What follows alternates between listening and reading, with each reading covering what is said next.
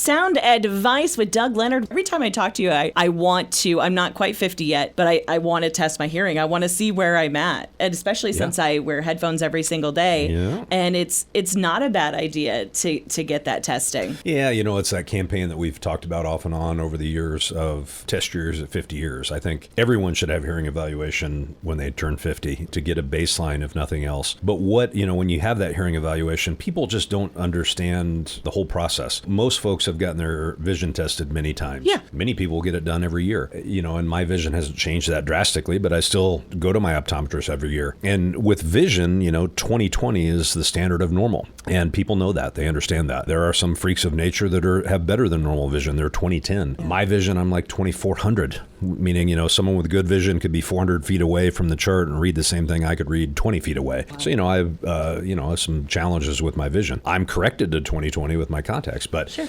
So in audiology world and on audiometer, 0 decibels is normal hearing. 0 doesn't mean there's no sound, but when they created the field of audiology, they tested many thousands of people, young people who had normal hearing, and they calibrated what they could hear it at, the average, as 0 decibels. So 0 would be perfect. There are some people in audiology who can hear things at -5 or -10 on an audiometer, but wow. 0 decibels is what we strive to hear, we would consider perfectly normal. I don't hear that anymore. When I was a young audiologist in my 20s and learning the field, we tested each other to learn how to do hearing evaluations accurately. And I remember I had a lot of zeros back in the day. Most of my thresholds were. Now they're not. I'm 54. My thresholds are 10s and 15s and 20s and 25s. So I've actually lost hearing, but I would really have no idea of that if I hadn't started out at a young age and being an audiologist testing my own hearing.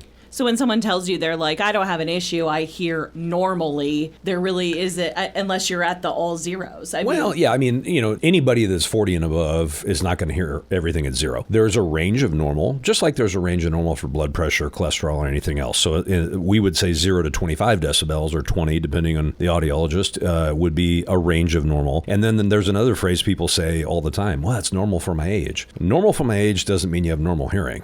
If you're 75 years old and you say your hearing is normal for your age, that's in comparison to all the other 75-year-olds in the world. Right. And there are no 75-year-olds very, very few, I should say, that have perfectly normal hearing like a 25-year-old. So normal for my age doesn't mean that you have good hearing. It just means that it would be similar to what other people in your age demographic have. And that's why it's always good to get that baseline, because once you get that going forward, you can tell and track how your hearing is declining or, staying steady. Yeah. Has there been progression? Is it getting rapidly worse? Is there a medical issue that needs to be intervened, or you need to go see an ENT or your physician? It's a great idea anytime, but especially those of us 50 and above should have a baseline. And the best way they can do that, Tiffany, is just to call us here in Carroll, 792-5933. You've been listening to Sound Advice with Doug Leonard from Audiological Services of Iowa.